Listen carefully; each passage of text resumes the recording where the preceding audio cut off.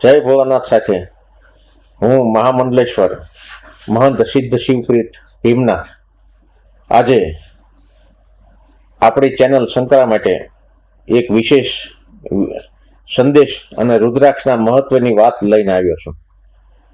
આમ તો આપણે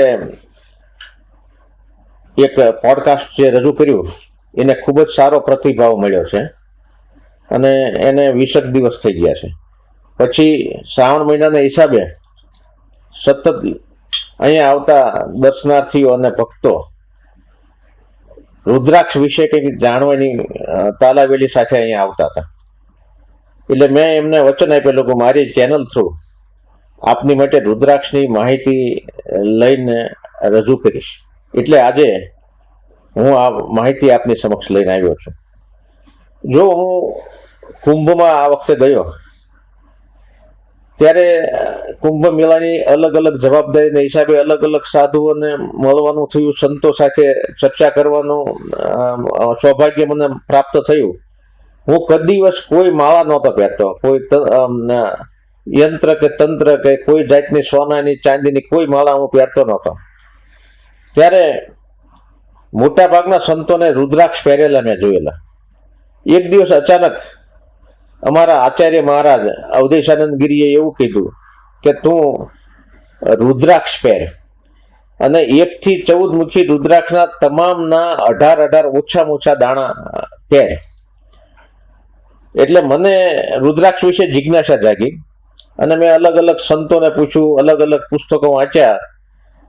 પછી રુદ્રાક્ષનું મહત્વ મને વિશેષ સમજાણો અને મેં ઘણી બધી માળાઓ ધીરે ધીરે સ્પેશિયલ ઓર્ડર દઈ અને નિષ્ણાતો પાસે બનાવરાવીને અત્યારે મેં પહેરી છે. આ રુદ્રાક્ષનો મારો પહેલો અનુભવ હતો અને અવધેશાનંદજીના અને મારા ગુરુ મહારાજ હરિગિરી મહારાજના આદેશથી હું રુદ્રાક્ષ ધારણ કરું છું. અને એમના કહેવા મુજબ 1 થી 14 મુખી રુદ્રાક્ષના 18 પારા એટલે 252 પારા મારે પહેરવાના થાય. હજી હું ત્યાં સુધી પહોંચી નથી શક્યો, પણ રુદ્રાક્ષનું અનેરું મહત્વ છે એ મને પહેલી વખત મેં રુદ્રાક્ષની માળા પહેરી ત્યારથી જે મને ફિલિંગ થયું, મને અનુભૂતિ થઈ ત્યારથી લાગ્યું હતું. એટલે મેં ઘણા નિષ્ણાતો સાથે અને સંતો સાથે એની ચર્ચા કરી, જેનો નિચોડ જે કંઈ મને યાદ છે એ હું આપની સમક્ષ મૂકું છું. જો રુદ્રાક્ષ એટલે શું, પહેલી વાત એ છે કે રુદ્રાક્ષના જો આપણે શબ્દના ભાગ કરીએ તો રુદ્ર વત્તા અક્ષ. રુદ્ર એટલે ઋગ્વેદમાં ભગવાન શિવનું એક નામ છે. ભગવાન શિવના તો હજારો નામ છે, પણ એમાં ઋગ્વેદમાં એક નામ આપ્યું છે રુદ્ર. રુદ્ર એટલે આપણા મુશ્કેલીઓ હરનારો, આપણી સાથે સદા મદદ કરનારું તત્વ, એને રુદ્ર કહેવાય. એના અક્ષ એટલે એના આંસુ. એટલે ભગવાન શિવના આંસુથી બનેલું એક ફળ એને રુદ્રાક્ષ કહેવામાં આવે છે. હવે આની બધી ઘણી બધી વાર્તાઓ છે કે રુદ્રાક્ષની ઉત્પત્તિ કેવી રીતે થઈ, શું કામ થઈ. આમાં આ એક જ તત્વ એવું છે, એક જ પારો એવો છે, કે એક જ મુદ્દો એવો છે કે જે 18 પુરાણમાં આનું વખાણ કરવામાં આવેલા છે. શિવ મહાપુરાણ હોય, ચારે વેદ હોય, દેવી ભાગવત હોય, ભાગવત હોય, દરેક જગ્યાએ રુદ્રાક્ષનું મહત્વ સમજાવવામાં આવ્યું છે. અને દરેક જગ્યાએ કથાઓ આપેલી છે, અલગ અલગ કથાઓ છે, થોડીક બધી ભિન્ન કથાઓ સમયની અનુસાર છે. પણ મને જે કથા વધારે એપ્રોપ્રિએટ લાગી એ હું આપને કહું રુદ્રાક્ષ વિશેની. તો શિવ મહાપુરાણમાં છે, દેવી ભાગવતમાં છે. અને દેવી ભાગવતની કથામાં એવું છે કે ત્રિપુર નામના અસુર ખૂબ જ મોટું તપ કરી અને બ્રહ્માજી પાસેથી વરદાન લીધેલું અને એના હિસાબે 3 લોકમાં એની શક્તિએ ત્રાહિમામ પોકારેલું. ત્યારે આ ત્રિપુરને હરવા માટે દેવોએ ખૂબ જ મહેનત કરી, પણ ત્રિપુર મરાણો નહીં. એટલે બ્રહ્માજી પાસે દેવો બધા ગયા અને બ્રહ્માજીએ કીધું કે આમાં તો મારો વાંક છે કે મેં એમને વરદાન આપેલું છે, એટલે આપણે બધા વિષ્ણુ પાસે જવું. વિષ્ણુએ કીધું કે તમે શિવ પાસે જાઓ, મહાદેવ આમાં ઉકેલ લાવે. મહાદેવજીએ જોયું કે બ્રહ્માજીનું વચન બહુ મોટું છે, એટલે એમને અઘોર શસ્ત્રની જરૂર પડી. આ અઘોર શસ્ત્ર માટે મહાદેવજીએ ખુલ્લી આંખે 1000 વર્ષ તપ કર્યું અને એના પરિણામ રૂપે એમને આ શસ્ત્ર મળ્યું. જ્યારે એમને શસ્ત્ર જોયું ત્યારે એમની જમણી ડાબી અને ત્રીજા નેત્રમાંથી પાણી નીકળ્યું, જેને આપણે મહાદેવના આંસુ કહીએ છીએ. એ પૃથ્વીમાં જુદી જુદી જગ્યાએ પડ્યા અને એમાંથી જે વૃક્ષ ઉત્પન્ન થયું એને રુદ્રાક્ષ કહેવાય છે. એટલે કે રુદ્રના આંસુમાંથી બનેલું એક તત્વ, એને આપણે રુદ્રાક્ષ કહીએ છીએ. આવી રીતે આપણે જોયું કે રુદ્રાક્ષની ઉત્પત્તિ અને રુદ્રાક્ષનું મહત્વ. કારણ કે મહાદેવજીએ જે વાત સાંભળી એનું એક બીજું ઉદાહરણ છે કે શિવ મહાપુરાણમાં એવું કીધું છે કે મહાદેવજી જ્યારે ખુલ્લી આંખે તપ કરવા બેઠા, તો મહાદેવ તો આદિ બ્રહ્મા છે, જેના હિસાબે આ સંપૂર્ણ સૃષ્ટિની ઉત્પત્તિ થઈ છે. જ્યારે ખુલ્લી આંખે તપ કરતા હતા ત્યારે એમને આ સૃષ્ટિ જોઈ, વાદળ જોયા, વનસ્પતિ જોઈ, પ્રાણીઓ જોયા. એટલે એ અહોભાવમાં આવી ગયા. આહા, કે મારી આટલી બધી પ્રજાની મેં ઉત્પત્તિને આટલી બધી રૂપાળી ને બહુ સરસ પ્રજા છે. એટલે એમની આંખમાંથી એક ભાવના આંસુ પડ્યા અને એમાંથી રુદ્રાક્ષ ઉત્પન્ન થયો. એ વખતે મહાદેવજી એવું માનતા હતા કે હું એક એવું સાધન મારી માનવ જાતિ માટે આપું કે જે એમની માટે ઉપકાર કરતા હોય. એટલે આ રુદ્રાક્ષની રચના થઈ. આ એક જ ફળ એવું છે કે જેનું 18 પુરાણમાં વખાણ કરવામાં આવ્યા છે. આપણે જુઓ ને તો ઘણા જ્યોતિષીઓ કે ઘણા સંતો અલગ અલગ પ્રોબ્લેમ માટે, દાખલા તરીકે શનિ ખરાબ હોય તો નીલમ પહેરાવે છે, કે ગુરુ ખરાબ હોય તો પોખરાજ પહેરાવે. મને એનું બહુ નોલેજ નથી, પણ આવું બધું અલગ અલગ ચાલતું હોય છે. પણ કોઈ પણ જગ્યાએ કોઈ પણ શાસ્ત્રમાં આજનું રત્નોનું કે જેમ્સનું એટલું બધું વર્ણન નથી જ. તે જે કંઈ છે જ્યોતિષ શાસ્ત્રમાં અને ઋષિ મુનિઓ અનુભવ પ્રમાણે કહ્યું હોય જુદી વસ્તુ છે. એટલે રુદ્રાક્ષથી ઉત્તમ સાધન માનવ જાતિ માટે કોઈ નથી. એ આ વાતથી સ્પષ્ટ થાય છે કે એક જ વસ્તુ એવી છે કે જેને 18 પુરાણમાં, કાત્યાયની તંત્રથી માંડીને દેવી પુરાણ, દેવી ભાગવત, શ્રીમદ ભાગવતમ કે શિવ મહાપુરાણ કે ઋગ્વેદ માં રુદ્રાક્ષનો ઉલ્લેખ છે. રુદ્રાક્ષના વખાણ કરવામાં આવ્યા છે, રુદ્રાક્ષની ઉપયોગિતા બતાવવામાં આવી છે. એટલે હું રુદ્રાક્ષની આપની સમક્ષ વાત કરું છું. રુદ્રાક્ષ એક અદ્ભુત વરદાન છે, શંકર ભગવાને આપણને આપેલું છે અને એનો આપણે વધારેમાં વધારે ઉપયોગ કરવો જોઈએ. પણ લોકોને જ્ઞાન નથી, લોકોને રુદ્રાક્ષ વિશે સાચી માહિતી નથી, એટલે રુદ્રાક્ષનું આપણે મહત્વ સમજતા નથી. હું એક વાતને બહુ સ્પષ્ટ માનું છું કે રુદ્રાક્ષ વિશે ઘણી બધી ખોટી માન્યતાઓ આપણામાં સમાજમાં છે કે જેની આપણે હવે ચર્ચા કરીશું.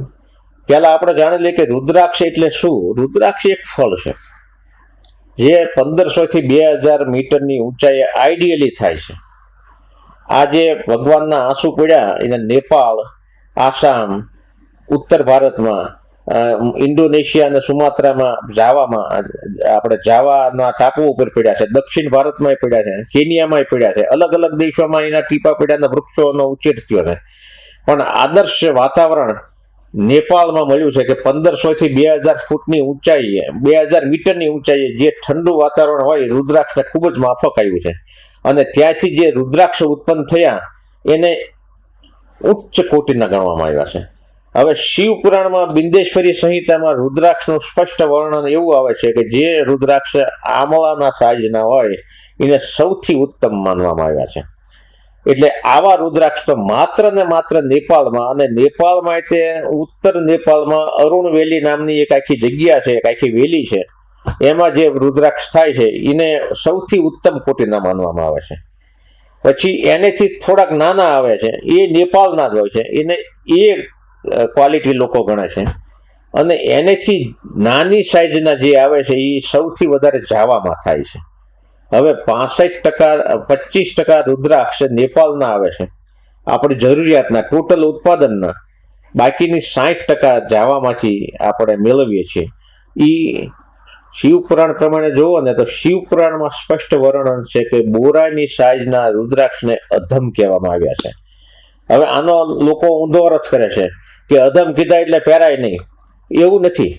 મારા અનુભવ પ્રમાણે એ રુદ્રાક્ષ ત્યાજ્ય નથી. એ રુદ્રાક્ષમાં થોડોક પાવર ઓછો છે, પણ રુદ્રાક્ષ જ છે.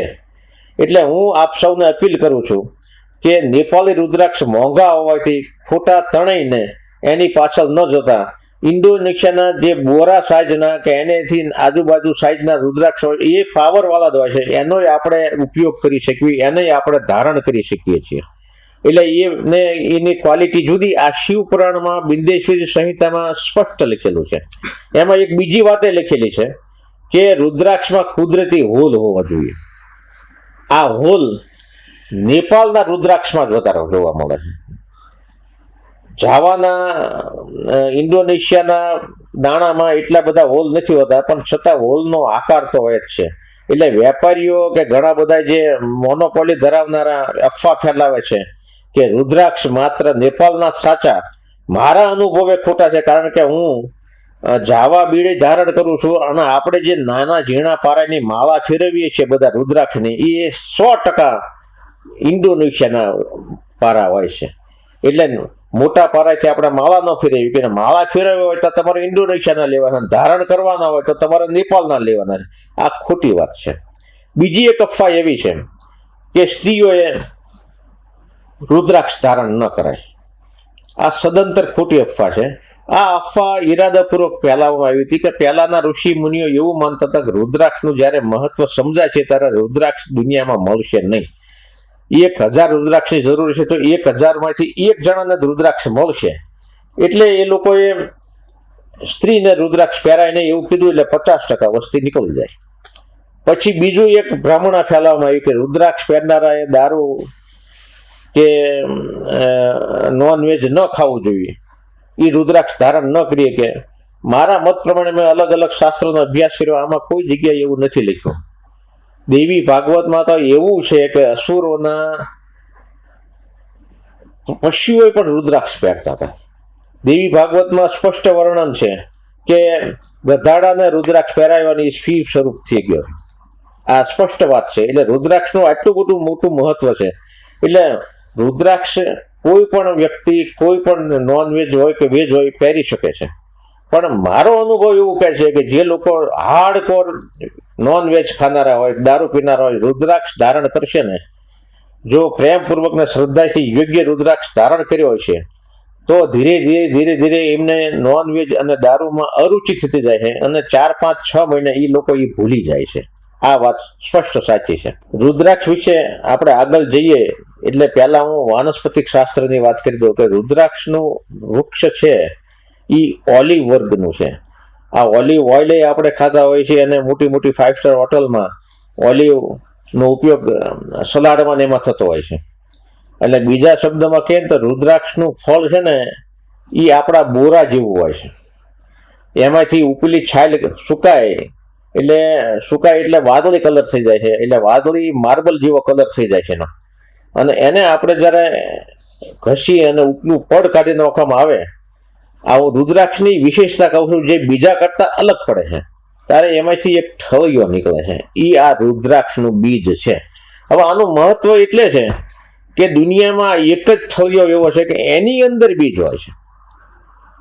એની અંદર બીજ હોય છે. રુદ્રાક્ષ દેવી પુરાણમાં 1 મુખીથી માંડીને 38 મુખીનું વર્ણન છે. દેવી ભાગવતમાં 1 થી 21 મુખીનું વર્ણન છે. શિવ મહાપુરાણ અને દેવી ભાગવત આપણે ભાગવતમમાં 1 થી 14 મુખીનું વર્ણન છે. આ અલગ અલગ પ્રકારના રુદ્રાક્ષો થયા. હવે આ રુદ્રાક્ષ કેવી રીતે અલગ અલગ પ્રકારના થયા એ આપણે જાણવું ખૂબ જ મહત્વનું છે. આપણે જાણીએ કે રુદ્રાક્ષનું ફળ એ બોરનો ઠળિયો છે, એ જ બીજ છે, પણ એવું નથી. એને તમે ક્રોસ સેક્શન કરશો તો 14 મુખી રુદ્રાક્ષ હશે તો 14 સેક્શન અંદર હશે, 14 કમ્પાર્ટમેન્ટ હશે, 14 ખાના હશે. અને એ 14 ખાનામાં એક બીજ હશે. 5 મુખી રુદ્રાક્ષ હશે તો 5 ખાના હશે અને 5 ખાનામાં એક બીજ હશે. 1 મુખી રુદ્રાક્ષ હશે તો એક જ ખાનું હશે અને એમાં એક બીજ હશે. આ એની સત્યતા છે. દુનિયામાં કોઈ એવું ફળ નથી કે જેના બીજની અંદર બીજ હોય છે. અને આ બીજ એ જ સર્જનની શક્તિ ધરાવે છે. રુદ્રાક્ષનું મહત્વ એટલે છે રુદ્રાક્ષ કોસ્મિક એનર્જી જે અંતરિક્ષમાંથી આવતી દિવ્ય ઉર્જા છે એને કેચ કરવાનું કામ કરે છે. આ કોસ્મિક એનર્જીના હિસાબે તે સાધુ સંતો જ્યારે તપ કરવા હિમાલયમાં ને એમાં જાય છે ત્યારે અસંખ્ય પ્રકારના રુદ્રાક્ષો અને બહુ મોટી સંખ્યામાં રુદ્રાક્ષ પહેરીને રાખે છે કે કોસ્મિક એનર્જી એમને લેવાની હોય છે. તપ કરનારા, ધ્યાન કરનારા કે મંત્ર કરનારાને કોસ્મિક એનર્જીની જરૂર પડે છે. અને મને તમને બધાને જરૂર પડે છે કોસ્મિક એનર્જીની. આપણને ખબર નથી. અંતરિક્ષમાંથી આવતી સ્પંદન અને ઉર્જા એ માનવ જીવનને ધબકતું રાખે છે. એટલે રુદ્રાક્ષનું મહત્વ આટલે વધારે છે કે બીજની અંદર બીજ છે અને અલગ અલગ પ્રકારના બીજ હોય છે અને એક જ વૃક્ષમાંથી 1 થી 21 મુખી સુધી રુદ્રાક્ષ જોવામાં મળે છે. આ રુદ્રાક્ષ કયા વૃક્ષમાંથી કેટલા મુખી રુદ્રાક્ષ થશે એ કોઈને ખબર નથી હોતી. એટલે આપણે કપાસમાં 4 પાંખડાનું ઝીંડવું હોય, કાલું હોય છે, 5 પાંખડાનું હોય છે, એવી રીતે હવે રુદ્રાક્ષમાં અદ્ભુત ચમત્કારો હોય છે. આ આપણે તો દંભમાં રહ્યા છીએ. આપણે સનાતન હિન્દુ ધર્મમાં ભારતમાં દંભની વાતો કરીએ છીએ કે રુદ્રાક્ષમાં આમ છે ને આમ નો કરાય ને. આનું વૈજ્ઞાનિક રિસર્ચ પણ થયું છે.